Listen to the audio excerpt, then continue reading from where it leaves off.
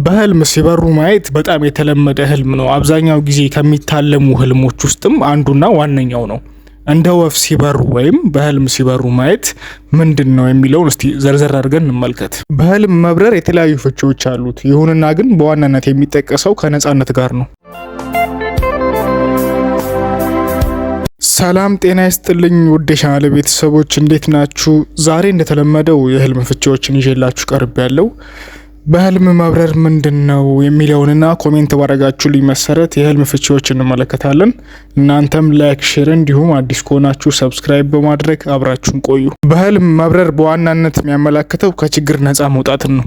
አዲስ ከፍታ፣ አዲስ ስኬትን የሚያመላክት ህልም ነው። በህልም ሲበሩ ከተመለከቱ አንዳንዴም ይዘውት የነበረውን መሰናክል የራስዎትንም የግል ውስንነቶች አልፈው ወደ አዲስ ስኬትና አዲስ የከፍታ ምዕራፍ እንደሚሸጋገሩ ወይም ገድቦትና ይዘውት የነበረውን ሁኔታ ድል አድርገው ወደ አዲስ ለውጥ እንደሚሸጋገሩ ነው የሚያሳየው። በህልም ሲበሩ መመልከት የበርካታ ስኬቶችና እድሎች አመልካች ህልም ተደርጎም ይወሰዳል። በተለይም ደግሞ አስሮን ከነበረ ይዞን ከነበረ አላፈናፈን ብሎን ከነበረ ችግር መላቀቅና ነፃ መውጣትን የሚያመላክት ወይም ደግሞ የሚያሳይ ህልም ነው። እንግዲህ ህልምን ስናነሳ በተለያየ መልኩ ልናልም እንችላለን። መብረር ሲያቅተን ልናልም እንችላለን። ስንፈራ ልናልም እንችላለን። እነዚህ ትርጉሞች ስንመለከት በመጀመሪያ መብረር ሲያቅተን ያለምን ወይም ደግሞ መብረር ሲያቅተን ማለም ምንድን ነው የሚለውን እንመልከት። አንድ ሰው መብረር ሲያቅተው ሲመለከት ሊያስበውና ከግብ ሊያደርሰው የፈለገውን ነገር እንዳያሳካ መሰናክል ሆኖ የቆመበት ወይም ደግሞ ከፊት ለፊቱ ሊገጥመው የሚችል ችግር እንዳለና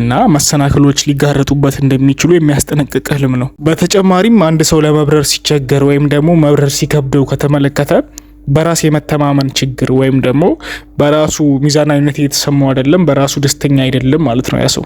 አንዳንዴም የህልም ማመንታትን ይጠቁማል። አንድን ነገር ላድርግ አላድርግ እያሉ ግራ የመጋባትና ጉዳዩን ሳይፈጽሙ የመቅረት ሁኔታንም ያሳያል። ከዚህ ጋር በተያያዘ በህልማችን እየበረርን ስንፈራ ወይም ደግሞ መብረር ችለን ግን ፍርሃት ላይ ያለ ነው። ይህ ማለት ምን ማለት ነው የሚለውን እንመልከት። ህይወታችንን በሚገባ መቆጣጠርና ሚዛናዊነት መጠበቅ ስንቸገር ገድገድ ስንል የምናየው ህልም ነው። እየበረርን መፍራት በህይወታችን የሆነ ጉለት እንዳለና ሚዛናዊነት እንደሚያስፈልገን ጠቋሚ ህልም ነው። በሌላ ትርጉሙ ደግሞ ልንቆጣጠረው ያልቻለው ከመጠን ያለፈ ነፃነት በገንዘብ አባካኝነት ሊሆን ይችላል። በተለያዩ ምክንያቶች ብኩንነት ወይም ደግሞ ነገሮችን እያባከንን እንደሆነ ጠቋሚ ህልም ነው። አሁን ደግሞ ኮሜንት ባረጋችሁልኝ መሰረት ወደ ህልም ፍቺዎቹ እንሄዳለን። ኮሜንት ልካችሁልኝ ህልማችሁ ያልተፈታላችሁ ከዚህ በፊት በተሰሩ ቪዲዮዎች ላይ የእናንተን የህልም ፍቺዎች ስለምታገኟቸው የገባችሁ በቪዲዮዎቹ ቼክ አድርጓቸው። ወደ 34 አካባቢ የህልም ፍቺ ቪዲዮዎች አሉ። እዛ ውስጥ ገብታችሁ ቼክ ብታደርጉ የእናንተን ህልም ፍቺዎች አታጧቸውም ብዬ አስባለሁ። ዩዘር ዞዜ በህልሜ የሆነ ጫካ እየተራመድኩ ሳለ አንድ ዛፍ ብርቱካን መሰል ፍሬዎች ተንሸርቅቆ አየሁ። በቅርብ በኩል አውርጄ ልበላ ስል ራቀኝ። ሁሌም ቢሆን ለሰው ልጅ እቅድ አለ፣ ከዛ ተግባር፣ አንድ ነገር ለማሳካት ሲነሳ።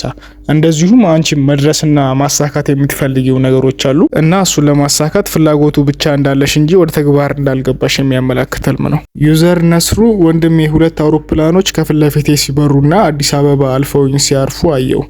እሺ፣ ውጭ ሀገር ከሆንሽ ወይም ከሀገር ውጭ የምትኖሪ ከሆነ ሀገርሽ የመግባትና ቤተሰቦችሽን የመናፈቅ ስሜት እየተሰማሽ እንደሆነ ነው ህልምሽ የሚያመላክተው። ዩዘር ሙራዲ በጣም የማከብረው ሰው ሁሌ ሲከተለኝና ሲስመኛ ያለው እኔ ደግሞ አልፈልግም። ምንድን ነው? ከቅርብ ዘመድ ጋር ከምናውቀው ከቤተሰብ ጋር አላስፈላጊ ነገሮችን ስናደርግ በህልም ልንመለከት እንችላለን። ያየነው ህልም ግን ከእንደሱ አይነት ፍላጎት ጋር ብቻ የተያያዘ ነው ማለት አይደለም። ባይሆን ያ ሰው ከአንቺ የሚወድልሽ ፓሽን እንዳለ አለባበስሽን ሊሆን ይችላል፣ ወይ አካሄድሽን፣ ባህሪሽን ወይም አመለካከትሽን ብቻ ካንቺ የሆነ ባህሪሽን እንደሚወድልሽ ነው ህልሙ የሚያሳየው። ዩዘር ሙሉ ሰው ከፎቅ ላይ ተገልብጦ ሲሞት አየው። በህልም ሞትን ማየት ለተሸበረና ላዘነ ሰው መልካም ዜናን ያመለክታል።